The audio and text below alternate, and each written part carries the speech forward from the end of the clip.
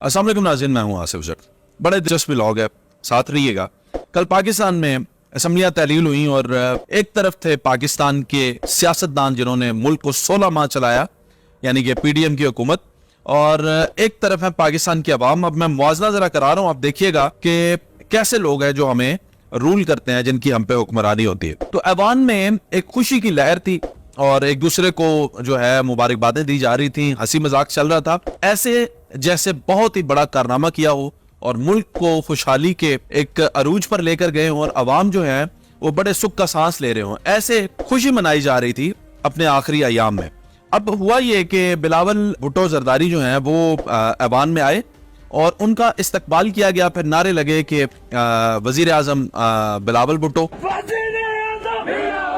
और इस पे शहबाज शरीफ ने बिलावल भुट्टो को कहा कि आप मेरे छोटे भाई हैं। बिलावल भुट्टो जरदारी साहब छोटे भाइयों की तरह हैं और आपका फ्यूचर जो है वो बड़ा ब्राइट है। You have a very bright future अल्हम्दुलिल्लाह। जिस पर बिलावल ने एक्स प्राइम मिनिस्टर शहबाज शरीफ को ये कह दिया कि आप पाकिस्तान पीपल्स पार्टी को ज्वाइन कर लें।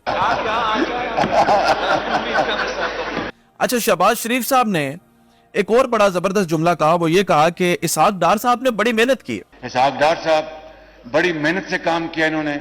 अब आपने ये जुमला जो है वो याद रख लेना है। इसहाक डार साहब ने बड़ी मेहनत की है। आखिर में वीडियो के मैं आपको बताऊंगा तो उन्होंने क्या मेहनत की। आगे बढ़ते हैं। तो किसी खातून ने ऐवान से लुकमा दे दिया शहबाज शरीफ साहब को कि आप तो इमरान खान की गलतियों की वजह से वजीर आजम बने हैं। तो फौरन जवाब दिया शहबाज शरीफ साहब ने कि मैं इमरान खान की गलतियों से नहीं बल्कि आपके वोट से प्राइम मिनिस्टर बनाऊं, मैं इनके वोटों से बनाऊं जनाब स्पीकर। फिर उन्होंने ये भी अपना रिवायती जुमला कहा कि अगली दफा पाकिस्तान को अजीम बनाएंगे, हम पाकिस्तान को अजीम बनाएंगे, और ये भी कहा कि पाकिस्तान को कर्जों से निजात दिलाएंगे और कर्जों से जान छुड़ाएंगे। फिर जाते जाते ये भी कह दिया कि अगली दफा नई महफिलें लगेंगी। अब आप खुद सोचिएगा कि पाकिस्तान की आवाम इस वक्त किन मुश्किलात से गुजर रहे हैं, क्या दौर चल रहा है। ये मैं जानता हूँ, पाकिस्तान की आम आवाम जानते हैं, लेकिन शायद हमारे ये हुक्मरान जानते नहीं। और ऐसे में शायद अकान अब्बासी साहब का फिर अलविदाई बयान आया और उस बयान ने सबको झंझोड़ा। शायद अकान अब्बासी कहते हैं कि इस दफा खुशी है कि अवाम की जान हमसे छूट रही है। इस दफा खुशी है कि पाकिस्तान के अवाम की जान हमसे छूट रही है। हमने अवाम को माँ से बात तकलीफ के और कुछ भी नहीं दिया, कि हमने उनको कुछ नहीं दिया तकलीफ के अलावा। इस पे उन्होंने कहा कि हम शर्मिंदा भी हैं, नदामत भी रखते हैं, और अवाम से शायद अकान अब्बासी ने माफी भी मांगी। शर्मिंदगी भी है, माफी मांगते हैं पाकिस्तान के अवाम से। शायद अकान अब्बासी ने यह भी कहा कि असम्बली के आखिरी अयाम में 40 से 53 नए बिल पास किए गए जो कि बगैर किसी अपोजिशन की मौजूदगी में हुए।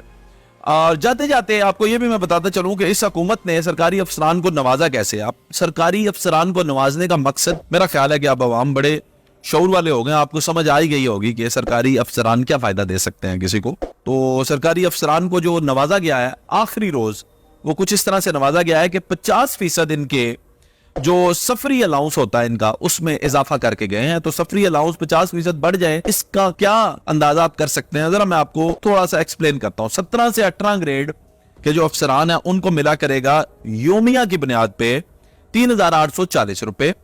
19 से 20 ग्रेड के जो अफसरान होंगे उनको मिलेगा डेली बेसिस पर 4920 रुपए।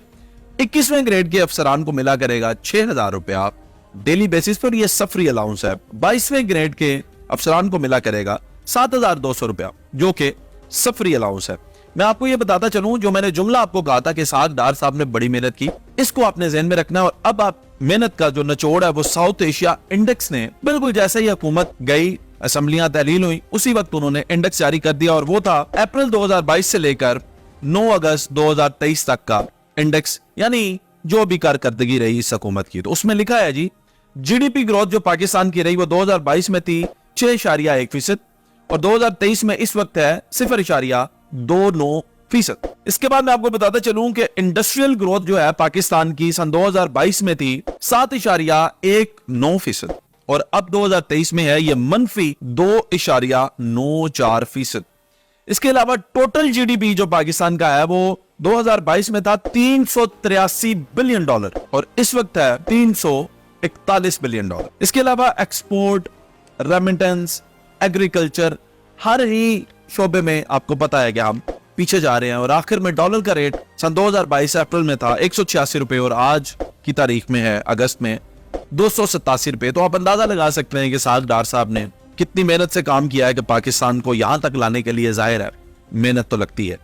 अब सवाल ये पैदा होता है कि पाकिस्तान की अवाम है एक तरफ और सियासतदान है एक तरफ, ये खुशी किस चीज की मनाकर गए हैं? आखिर ये खुश किस बात पे थे?